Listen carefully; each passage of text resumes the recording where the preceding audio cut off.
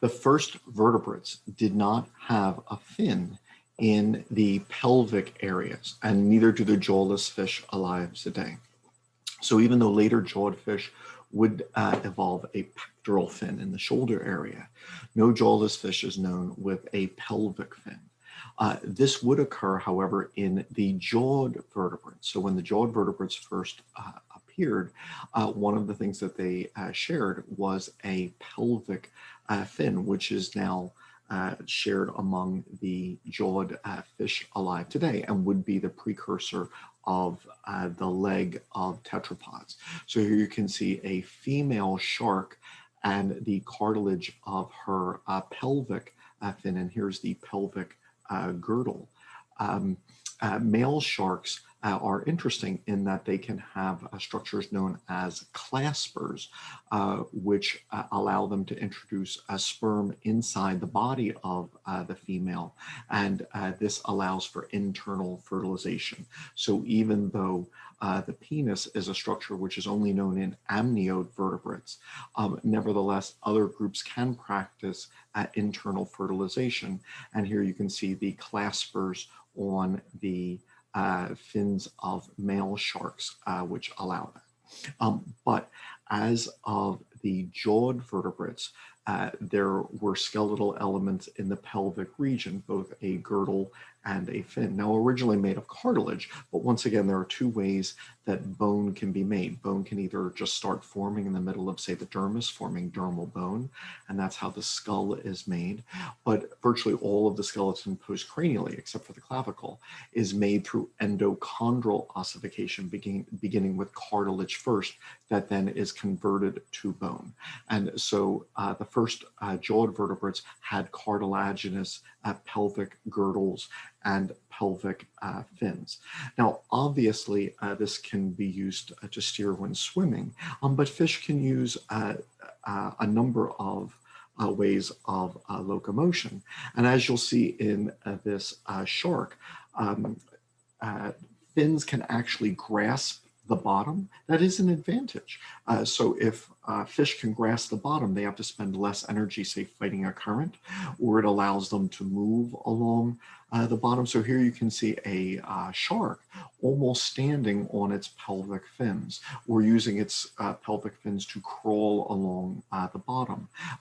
And so some of the muscle movement patterns that tetrapods would use for the movement of the leg could actually have developed in fish.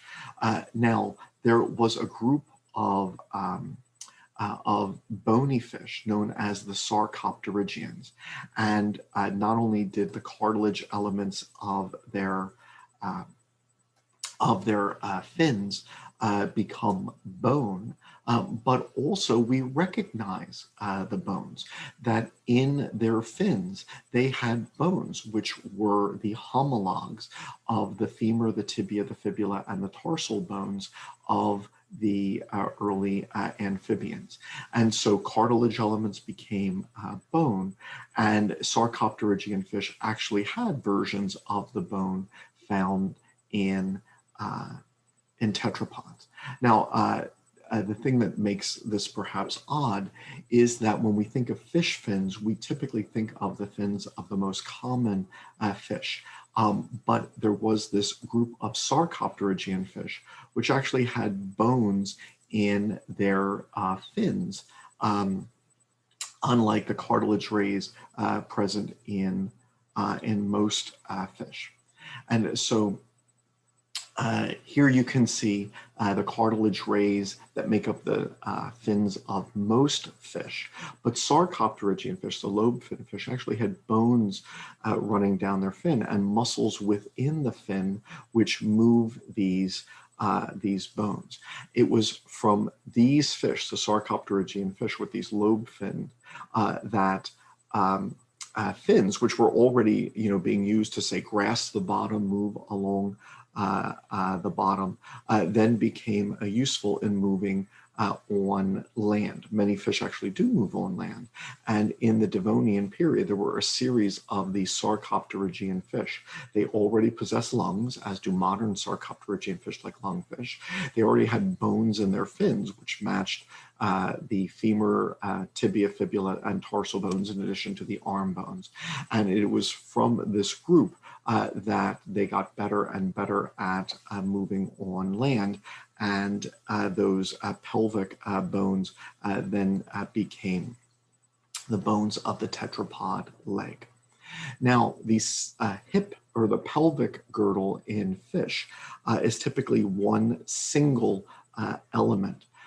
However, so here you can see some of those primitive jawed fishes, placoderms, and they might have been the most primitive groups to have a pelvic fin.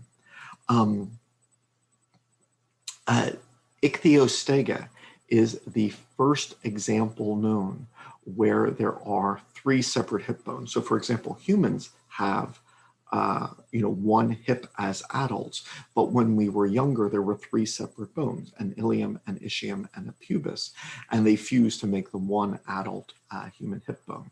Ichthyostega, a late Devonian amphibian, one of the first, was the first amphibian known to have three hip bones, the ilium, ischium, and pubis, just like all other vertebrates. So land vertebrates will share a hip with these three separate elements, the ilium, ischium, and pubis, and this dates back to the earliest tetrapods. So while sarcopterygian fish had only one element known in their hip, Ichthyostega once again had these three. And if you were to ask, well, what happened to this hip?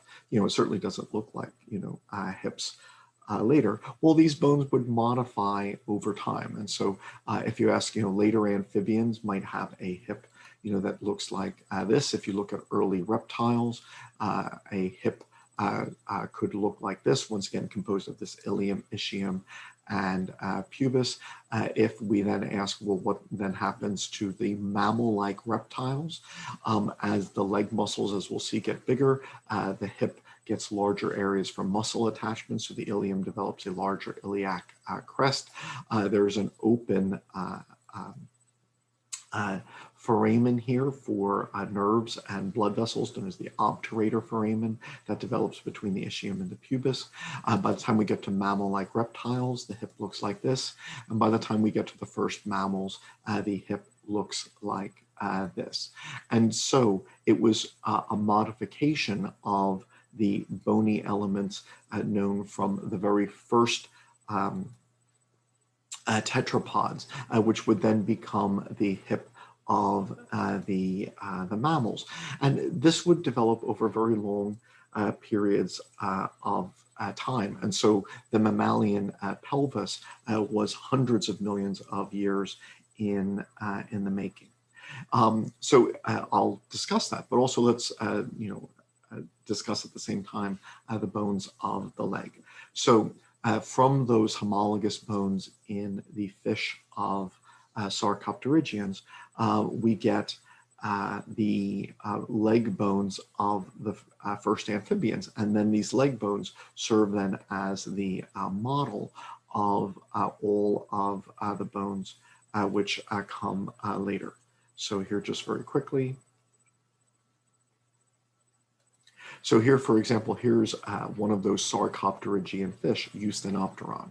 It had one bone in its pelvic girdle, but it had bones in its fin, unlike most fish fins, which are made of cartilage rays only. And in the pelvic fin, there was one single element here, the homologue of the femur. Then the next segment of the fin had two elements, the homologues of the tibia and the fibula. And then even in the sarcopterygian fish, there were then homologues of tarsal bones. And then in the fish fins, cartilage rays came out from there. By the time we get to the first amphibians, there is a femur, one single element in the upper leg. There is a tibia and a fibula. There are tarsal bones, and then there are metatarsals and phalanges. This structure would have to become modified, so there's no true ankle joint in Acanthostega. It also lacked a sacrum, so that there was no attachment, no specialized sacral vertebrae, which would attach to the hip. And so the legs were unable to support the body's weight on land. And so, Acanthostega probably lived in, near the shore in aquatic environments, and, the legs were probably used primarily in aquatic scenarios like we saw in that shark. And even today, amphibians can use their legs for movement along the bottom of water and for swimming. But starting in the first tetrapods, then there were bones in the leg, which are homologs of the bones that humans have in our legs. When we then then compare that to modern amphibians. Modern amphibians have a hip made of the ilium, ischium, and pubis. They have a femur, they have a tibia and a fibula. They have tarsal bones, metatarsals, and phalanges. When we look at an alligator, a reptile, obviously, we have a hip made of the ilium, ischium, and pubis. We have a thigh bone, a femur. We have a lower leg made of a tibia and a fibula.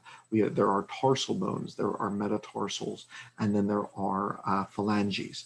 And so this ancestral pattern then was carried through the early amphibians and reptiles, and then even to those of today. Now, certainly different lineages have been able to modify their legs for different lifestyles. And so there were a number of marine reptiles in primarily the Triassic period, which then modified their legs to make flippers. And so if you were to look at the plesiosaurs, the ones with the long necks, or the ichthyosaurs, the ones which resemble dolphins, you can see that the earlier members of these groups have more typical legs with more grasping digits. But then as time goes on, the limbs are modified. Now, very often what happens is that there are additional bony elements in the tarsal region and the phalangeal region, until when you look at later plesiosaurs and later ichthyosaurs, then this forms a flipper, no longer capable of walking on land to any great extent, but now quite adept at swimming. And so different groups of aquatic reptiles modified their legs to become flippers, just as we see this in modern lineages as well. Penguins and puffins have wings which can function as flippers. When we consider aquatic mammals such as otters, and then sea lions, seals, we see modification of limbs there as well. And so there have been multiple separate instances in evolutionary history where legs have been modified to increase swimming. And once again, when we look at the ichthyosaurs, the most primitive ichthyosaurs had limbs whose legs were fairly typical, grasping and could support movement on land. But then as we look at later ichthyosaurs, we see modifications of the limbs for swimming. A number of vertebrate lineages have lost their legs. There are modern amphibians known as caecilians, which have lost their legs, and fossil amphibians known as the iastopods, which lost their legs. Lizards have lost their legs a couple of times in modern history. So there are legless lizards. And from the lizards evolved the snakes, which have lost their limbs. One snake is still known that possessed arms, but there are a couple of Cretaceous snakes which are known which still had leg elements. So they still had a a hip bone. They still had a femur, a tibia, and a fibula, and tarsal bones. And so we can see snakes in transition going from animals which had legs to the legless animals which we see today.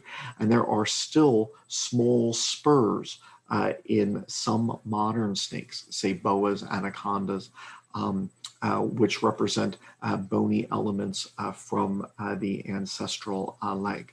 And so one of the things which has happened to legs is, whether it be in caecilians, iastopods, worm lizards, snakes, a number of legless lizards, or even when we get to mammals, we can discuss whales, the loss of the legs for a new style of locomotion. Speaking of reptiles, one of the most significant groups of reptiles were the dinosaurs, first appearing in the Triassic period. They would dominate terrestrial environments, in the majority of the Mesozoic era. And so, a reasonable question is, what made the dinosaurs so successful? And the answer, at least at first, was primarily their legs. They moved differently. The head of the first dinosaurs was really not all that different from the head of other archosaur reptiles of the Triassic period. But if we look at the Triassic period, there are archosaurs which have a sprawling body stance. So their legs go out to the side. And then there are archosaurs which were capable of holding their body erect. And by that, I mean that their belly's off the ground, and even perhaps limited bipedal locomotion. So early crocodiles had a form of locomotion like this. And Euparkeria would be a good fossil to simulate an intermediate form, not only with crocodiles, but also on the way to dinosaurs. Then there were also members that had quite the dinosaurian stance, where they were bipedal. And they had modifications of their hips and legs and ankles, which I'll go through in just a second, so that there were almost dinosaurs. They are called dinosauromorphs. And it was the legs of dinosaurs and their style of locomotion that made them successful at first, to a large degree. And we can see in the Triassic period intermediates in the evolution of these legs getting a more dinosaurian form through a series of gradual phases. Let me just kind of review that, and this will come up a couple of times, including with our discussion of birds. So once again, from sprawling reptiles came reptiles which were erect, in that, like a dog, their belly was off the ground as they walked. And then there were even some which were bipedal to varying degrees. How did they manage that? Well, as we will see when we look at dinosaurs, dinosaurs have a very distinctive hip. When the Triassic reptiles, and the word thecodont here, and I kind of feel bad for this, the word thecodont is sometimes used. It's not a great taxonomic term, because it kind of means all of the Triassic reptiles which weren't dinosaurs, crocodiles, or any of the other well-defined groups. So it's kind of like a little collection. But these early archosaurs, if you look at them, they had a hip socket that had bone in it. And if you look at where the ischium, that's the bone that points backwards, and the pubis, the bone that points forwards, if you look at their base, it's flat here, what's known as a flat pubo-ischiatic plate. So there's a flat pubo-ischiatic plate. But as time goes on, these bones changed. And this would allow for muscle attachments, which among other things would support bipedal locomotion. So Euparkeria, which held its body off the ground, so it was erect, but would also have been capable of at least some bipedal running. You can see it had an elongation of both the pubis and the ischium for muscle attachment. Then when we look at some of the dinosauromorphs, we see something very exciting. This hip is looking a lot like a dinosaur. So this is not a dinosaur, it's an almost dinosaur. And we can see a very long pubic bone going forward, a very long ischium going backwards. And this hip socket, which will be completely open in dinosaurs, is partially open. All right, and so here you can see, once again, the hips slowly changed. And so if you were to ask, well, then what does a hip of an early dinosaur look like? Well, here's a hip of an early dinosaur. The acetabulum, the socket, is completely open, and there's elongated pubic and ischial bones. And so we can see that the hips, which would make dinosaurs distinctive, they can continue to change afterwards, and I'll get back to that, evolved over time. So then let's look at the ankles and the toes. So if you look at amphibians, we've got these metatarsal bones in green, these tarsals in yellow. We have a bunch of ankle bones here. But what would start to happen in the dinosaur lineage is that the toes would get longer, okay? In addition to the toes getting longer, of the ankle bones, two would get much larger, okay? And these bones, interestingly, would actually fuse and form part of the lower leg. I'm going to have to explain that, so that'll be present in a number of videos. So as we look at Euparkeria, notice how long the foot is. All right, so it still had a foot which touched the ground, but notice it's longer than a typical reptile, and also then notice that there are these two big tarsal bones which are starting to associate with bones of the lower leg. By the time we get to the dinosauromorphs, then it's quite striking that this looks a lot like a dinosaur foot, all right? And in the foot of a dinosaur, the toes actually touched the ground while the ankle did not. Let me go to that. So let's go to a look at the legs of the theropod dinosaurs, and the theropod dinosaurs included the earliest known dinosaurs, at least most of them. So if you were to look at a theropod dinosaur, what do we see? So here's Tyrannosaurus rex, but you see the same three hip bones as a human would have. We have an ilium, an ischium, and a pubis. The ilium goes up, the pubis is an inferior bone that projects forward. The ischium goes backwards. Now, notice we're bipedal, and we're good at being bipedal. But look, our hips don't have these huge muscle attachments. So, for example, your hamstring muscles come from this little ischial tuberosity here. So the human hip is good at bipedal locomotion, even though there aren't huge areas for muscle attachment.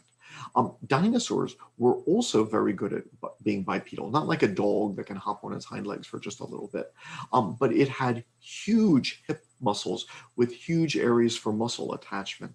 So once again, this hip was not like one of the modern lizards which can run bipedally briefly.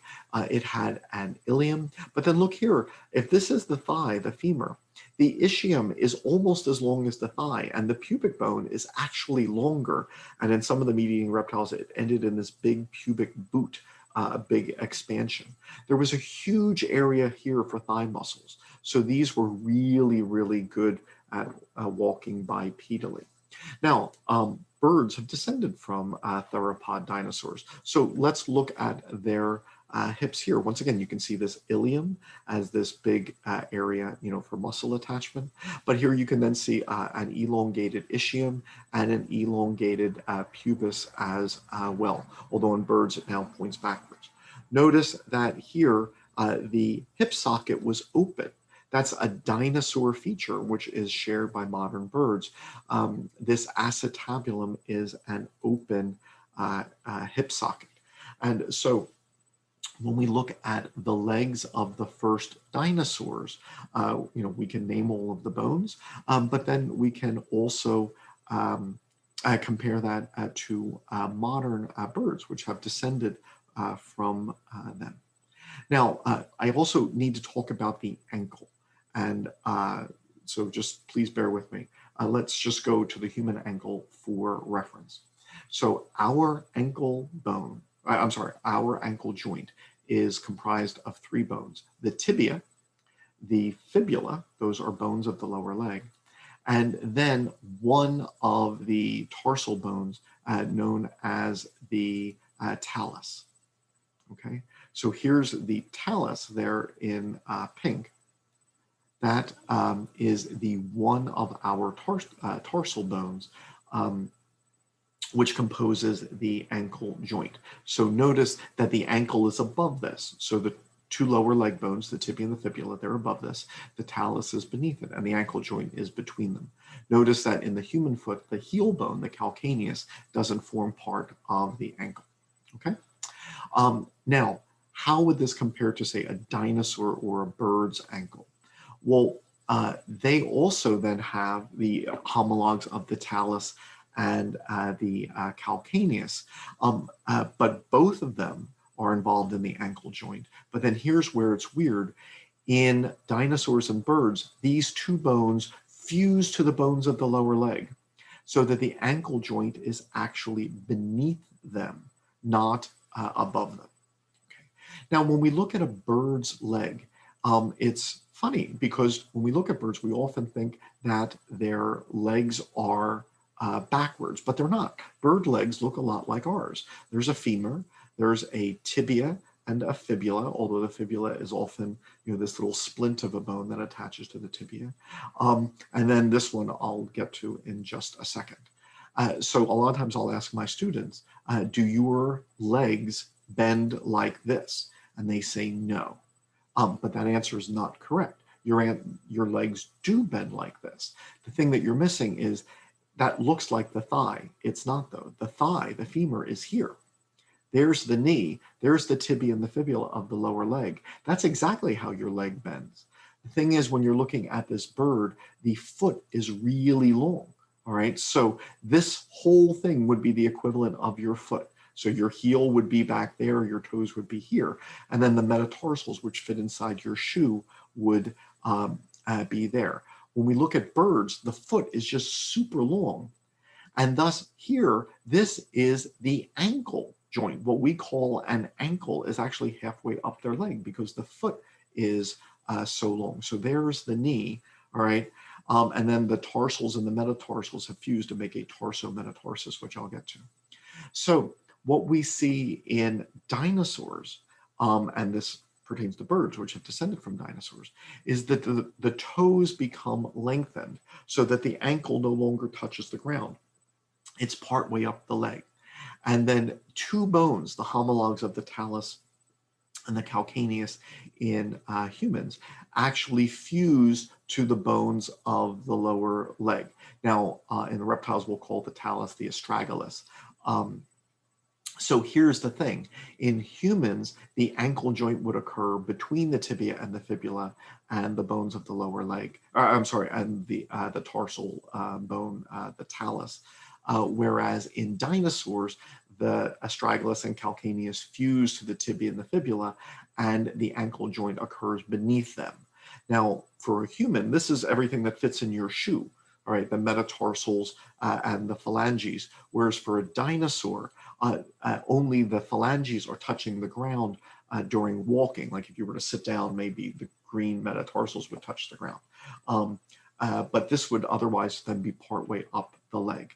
So when we look at birds today, when we look at the first dinosaurs, or even the dinosaur ancestors, these dinosauromorphs, we see that there was a very specialized foot and ankle. So here, for example, Tyrannosaurus, you see the tibia and the fibula, the astragalus or talus, and the calcaneus, the other tarsal bones, and then the metatarsals and the phalanges. So Tyrannosaurus rex had a leg like yours, except it only walked on its toes, and the ankle joint occurred underneath the talus, as opposed to above the talus, between the talus, the tibia, and the fibula. And so dinosaur legs and bird legs are then comparable, so the exact same orientation, and once again, not surprising given that birds descended from theropod dinosaurs. So birds have legs like ours. We sometimes miss that because the femur tends to be short, and so that the knee actually might be obscured in the feathers. So here you see the femur, the tibia, and the fibula. And then in birds, a lot of bones fuse together. So tarsal bones and metatarsal bones can fuse together to make the tarsometatarsus. And if the tibia fuses with those other tarsal bones, the astragalus and calcaneus, we could call it a tibiotarsus. So it's a fusion of bones. I used T-Rex just because obviously that's one that we're easily familiar with. But the same organization is present in other dinosaur legs, and particularly those of the meat-eating theropods would be similar to the bones of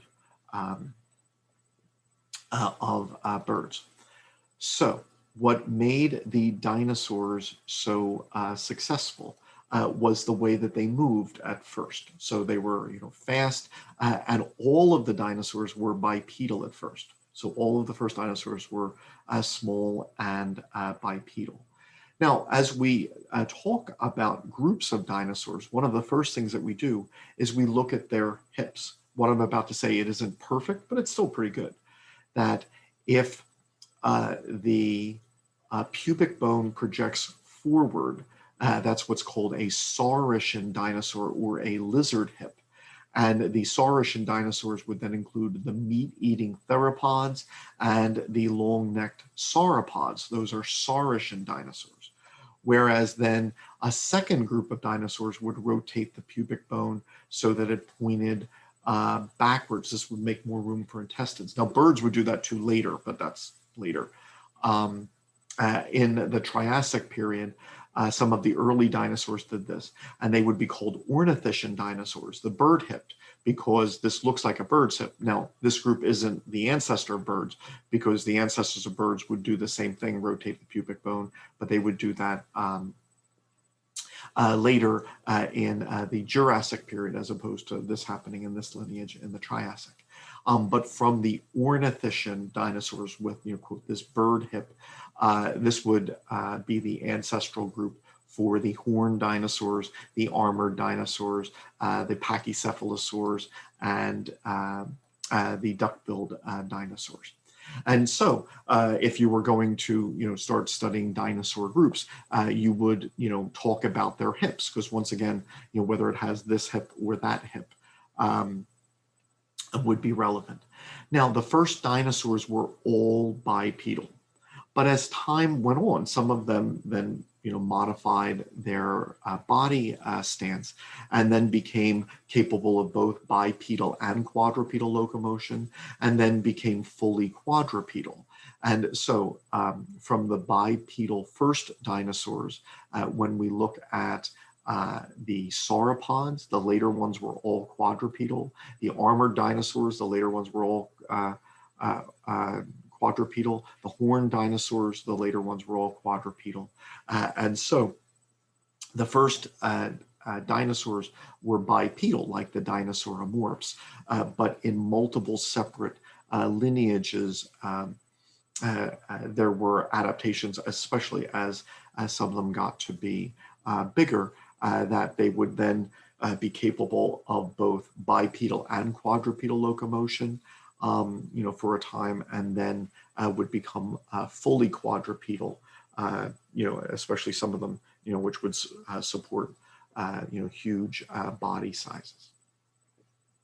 Okay, so, this is kind of a simulation of that in the horned dinosaurs, and then the same thing could be seen in the sauropods. Before there were the huge long-necked sauropods, there were bipedal prosauropods. And then there were prosauropods, which were capable of both bipedal and quadrupedal locomotion. Before then, later sauropods were all quadrupedal. So just a couple final notes on birds, and then we'll move to mammals. What makes a bird a bird? It's actually really hard. There are dinosaurs which look so much like birds, and birds which look so much like dinosaurs, that distinguishing between the two is hard. And there have been, things fossils which were originally classified as birds, which were then later classified as dinosaurs, and vice versa. So it's actually kind of hard, given that birds evolved from dinosaurs, and therefore you have dinosaurs that look a lot like birds and birds that look a lot like dinosaurs. One of the defining features is a perching foot. Dinosaurs did shorten their first toe, and it did project a little more to the back. But in the lineage which would lead to birds, one of the cutoffs is that in early birds like Archaeopteryx, this digit is now rotated so that it faces forward, allowing an animal to have, say, a perching foot where they can hold onto a branch of a tree with one toe that's going the opposite direction of the others. Now, clearly toes can change. When we look at birds today, when we look at parrots and owls, their feet, are different. They have two toes, facing forward. When you look among woodpeckers, woodpeckers can have different, orientations of their toes. So clearly this can change, but in the ancestors of birds, one of the cutoffs between where the dinosaurs end and where the birds begin is the possession of a true perching foot where the toe faces forward. One of the other changes which would happen in later birds is additions of bones in the sacrum. So once again, the vertebrae which touch the hip are called the sacral vertebrae. And this can change over time. It changed in dinosaurs, okay? And one of the things that can happen is hip bones can fuse. So while the original bird hip had these three bones, the ilium, the ischium, and the pubis, they can then fuse and can become a solid element. So this happens obviously in humans. We have one os coxa where all three of these fuse. But in birds, then what can happen is one of these bones can fuse to varying degrees, and you could, if you wanted to, then call this the innominate bone. Not only are the hip bones fusing to varying degrees, but they can also start fusing with sacral vertebrae. All right. So in humans, they're attached at a joint, but in birds, they then fuse and become one solid bone, where sacral vertebrae fuse to the hips. But then also you can have additional vertebrae which were not just originally in the sacral area, but now also in the abdominal area or in the caudal area. And you can get this then structure known as the synsacrum. It's a big fusion of bony elements now of multiple hip bones and then multiple vertebrae from different regions of the vertebral column, forming this synsacrum. You can also see there's a fused tailbone, a pygostyle. And this just helps with flight. So when birds are walking on their hind legs, they obviously need strength and stability in their hips, since the hips are supporting their weight. But when they're landing, there can be a lot of force that gets absorbed. They need to absorb that. But also while they're flying, if they had to have muscles contracting to stabilize the hip area constantly, that would just be wasted energy. The fact that all of these bones fuse together just mean their stability, which now no longer has to be maintained with muscle contraction. So here you can see all of the vertebrae in the abdominal, the sacral, and even the caudal area, which have fused to hip bones, and hip bones can fuse together, once again forming what's known as a synsacrum in birds. And the number of vertebrae can vary, going from bird lineage to bird lineage. So that's a modification of birds. And once again, one of the things we see in the bird skeleton, all over the place, is the fusion of bones. We see the fusion of skull bones. I mentioned the pygostyle, the fusion of tailbones, the synsacrum. In the wing, there was a fusion of the carpal and metacarpal bones to form a carpometacarpus. And here, obviously, there's the tibiotarsus, where the tibia is fused to the astragalus and calcaneus bones, but then a lot of the ankle bones all fuse together with metatarsals to form the tarso-metatarsus. So here in humans, we have separate tarsal bones, and here's the metatarsus. But in birds, those bones can fuse together to form, once again, the tarso-metatarsus. All right, so here's the tibiotarsus, and then here's, this would be homologous to a whole bunch of bones in humans, but in birds, they fuse together, once again, for stability. So you can have a very lightweight skeleton, which is still very strong. Okay. So clearly then reptiles modified their legs to a great deal, but to a great extent. But one lineage of reptiles then evolved into mammals. So let's consider that lineage. So when we look at the very first synapsid reptiles, like this pelycosaur here, it had a sprawling gait. Its legs were out to the side. Now it had those same ancestral elements of an os coxa, a femur, a tibia and a fibula, tarsal bones, metatarsals, and phalanges. But by the time we get to the therapsids, look at the position of the leg. These animals are now holding their legs more upright. The belly is not on the ground. Now the arms do still sprawl out a little bit, but the legs are nicely underneath the body. So these synapsid reptiles are developing a more mammalian stance with the legs underneath them. And now the back is less important. Reptiles move by this S-shaped undulation of their back, snakes, lizards, crocodiles, so the leg will grab onto something and then the back will push off from that. Whereas now these synapsid reptiles were moving more like mammals, where their back stays rigid, and it's the arms and the legs and their motion, which is important. So the arms and legs are getting longer, but also if you look at the hip, the muscle attachments get bigger. They're just now bigger muscles attached to the legs, and so that the muscle attachment sites on the hip, like there's a prominent iliac crest. Look at that big iliac crest. Reptiles don't have that because, once again, it's their back muscles which are being used primarily. So here, if you were to look at an opossum, even though opossums have a very different stance than humans do, nevertheless, we all have the same leg bones, the femur, the tibia, the fibula, there's a patella, a kneecap, there are tarsal bones, metatarsals, and phalanges. And so that was the main adaptation of the mammalian legs, just to allow for for erect locomotion, where the legs weren't sprawled out to the side, but also with very muscular legs, because it wouldn't be this S-shaped movement of the back.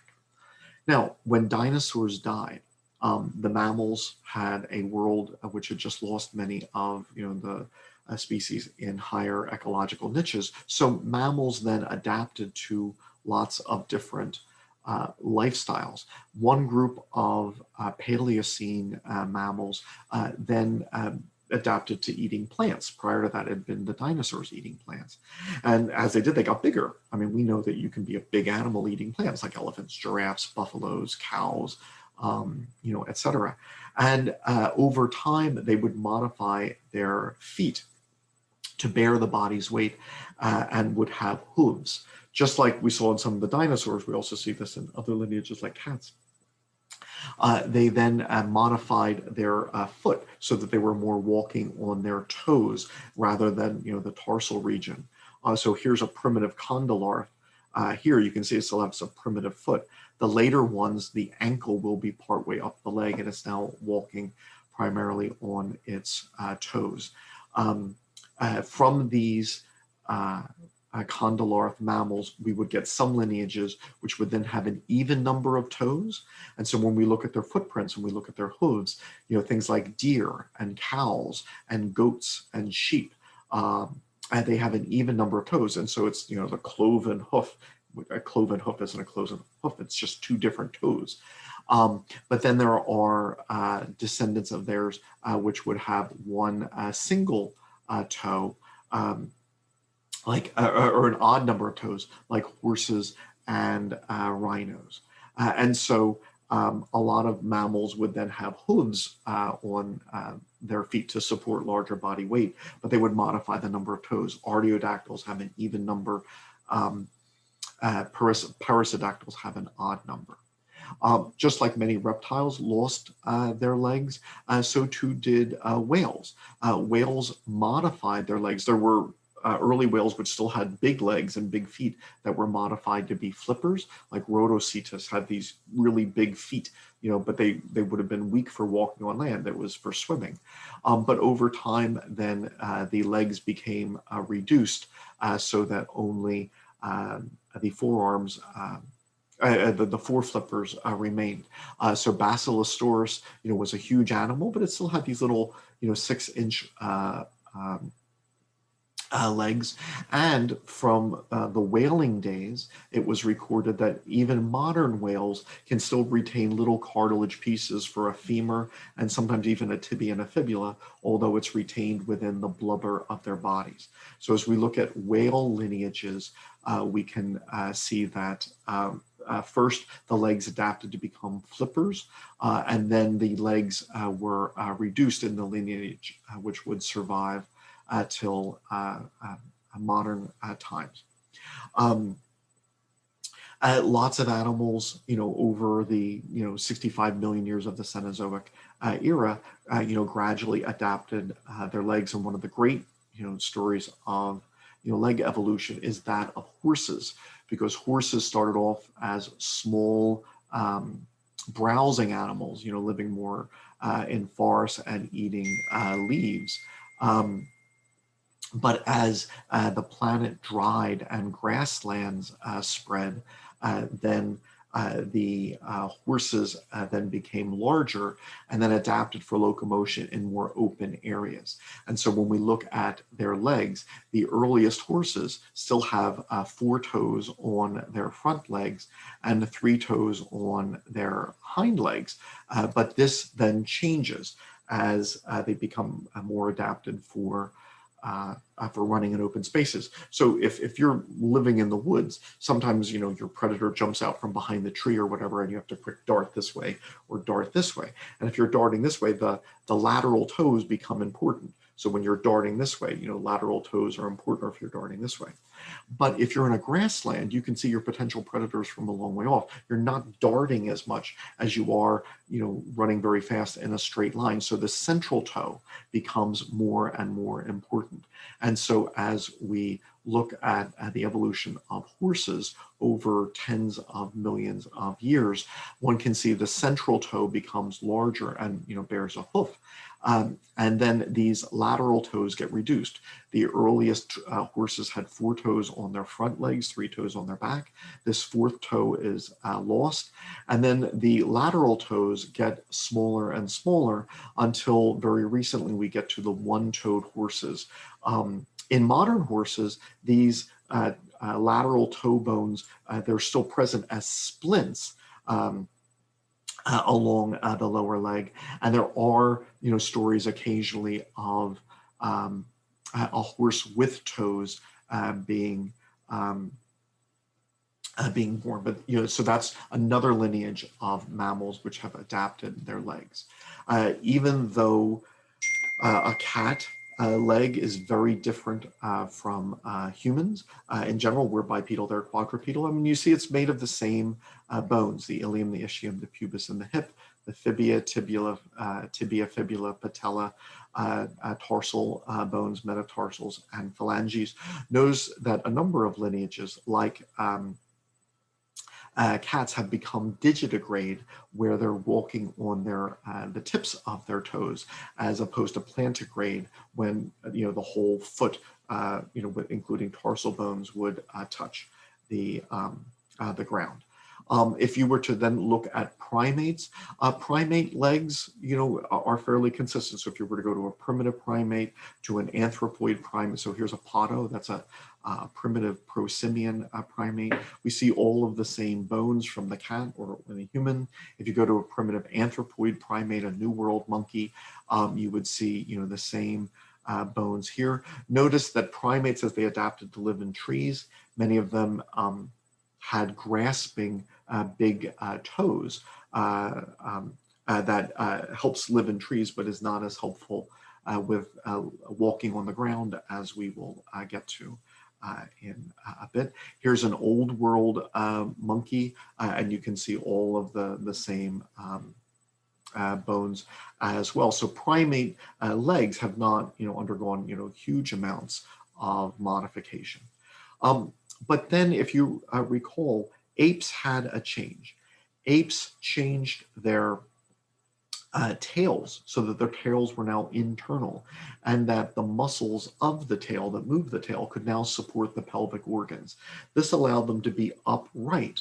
Otherwise, gravity would pull too much on the urinary and reproductive organs, and the skin alone would not be able to withstand that. So then many apes got better at hanging vertically, climbing vertically, and then as the planet dried and forests were replaced by savannas and savannas were replaced by grassland, it became an advantage now to be able to walk upright more, and legs did not have to be as adapted for life in the trees. So between 5 and 7 million years ago, we see the first members of our lineage which separated from gorillas and chimps. Now, they still had grasping big toes. They still had really long arms, which is associated with life in the trees, but their hips were kind of intermediate, where they were better at climbing than humans. So chimpanzees can climb up a telephone pole, whereas we can't. So the chimp hip, supports muscles which support climbing, while ours support more upright walking. And Ardipithecus had a hip which was kind of partway between that of a chimp, really good for climbing, and that of the Australopithecines, which and later humans, which are really good at upright walking. And so here we can see modifications in animals which still lived in trees. Okay, they still had grasping toes for life in the trees, but nevertheless, they would have been better at bipedal locomotion than chimps are. Chimps can walk upright a little bit, but Ardipithecus was even better. Australopithecus was then better than Ardipithecus. So now, by the time we get to the Australopithecines, you have animals which are bipedal. Now, they're not as good as you and I. They're not great at being upright walkers. They certainly couldn't beat you in a running race. But nevertheless, they were better at bipedal locomotion than Ardipithecus, which was better than chimpanzees. And we can see this in lots of different aspects of their skeleton. The foramen magnum, the hole where the spinal cord goes into the brain, was right underneath the skull so that the spine could be straight. But when you look at the bones of the lower back, when you look at the hip, which, very different from a chimp hip, Australopithecus had a hip that was far more similar to that of humans than it is to, say, a chimp, but also the knee. Also, the big toe is no longer a grasping toe. It's more for supporting weight on land. So there are numerous modifications of the hip and leg, which are accommodating upright walking. But once again, this is very gradual. This is occurring over millions of years, because once again, Australopithecus was still not great at bipedal locomotion. Homo habilis evolves from the Australopithecines, and then Homo erectus 2 million years ago evolved from Homo habilis. Homo erectus was the first hominid species which had our body proportions, our center of gravity. Homo erectus would have been the very first one that would have been a runner like we are, all right? And then not surprisingly, not only does Homo erectus spread throughout Africa, but then Homo erectus then travels to other continents as well. The Australopithecines had been limited to one continent, but now that Homo erectus is much better at traveling, Homo erectus becomes a world traveler. And then if you've ever heard of the fossils known as Peking man or Java man, what they were was Homo erectus in China or Homo erectus in Java. And so the world at this point is drying out. The ice ages are coming. Grasslands are spreading. Not only are grasslands spreading, but big mammals on the grasslands, like elephants and bison, and antelope, etc., are thriving. And so then, humans evolve at being very good at bipedal locomotion, for not only for traveling, but also for hunting. Just one little quick note. A lot of times when we think of our running, we think, oh, but we're not as good at the antelope and, et cetera, because they're four-footed, they outrun us. Yes, they do. But humans, I mean, we should give ourselves credit. We are very good at endurance running. Now, once again, I'm no great athlete, by any stretch of the imagination, but I've run a couple of marathons. And that's unusual among animals. How many animals run 26 miles without stopping? Us, horses, and it's a really short list. Not only that, we can sweat to cool down. Who sweats to cool down? Us, horses, pigs a little bit, but that's about it. Sweating to cool down is unusual. So we are capable of endurance running. We are capable of cooling down better than almost anything else on Earth. As a result, yes, those four-footed animals could outrun humans, but humans could just keep running after them. And then the four-footed animal would run away, and then the human would catch up. The humans would, and then it's known even in hunting societies today that sometimes these big animals near the equator, they just drop from exhaustion. So even though they were faster for a while, that this endurance running and this ability to cool down is a different type of running. And once again, this evolved over millions and millions of years. So if you look at when the first apes had modifications which allowed more of an upright posture. Chimps can walk upright a little bit. Gibbons can walk upright a little bit. Ardipithecus, 7 to 5 million years ago was better than chimps. Australopithecines were better than Ardipithecus. Homo erectus was, better than the Australopithecines. And so our bipedal locomotion has evolved over time, but obviously very important. Being bipedal now leaves our hands free, and so another part of humanity was the digital dexterity and the tool making, etc.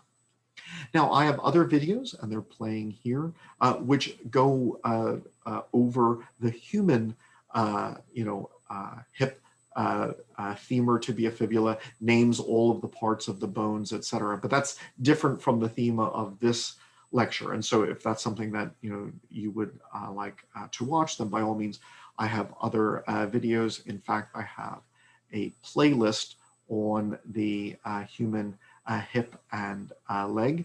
But this then was an overview of the evolution of the hips and legs of vertebrates.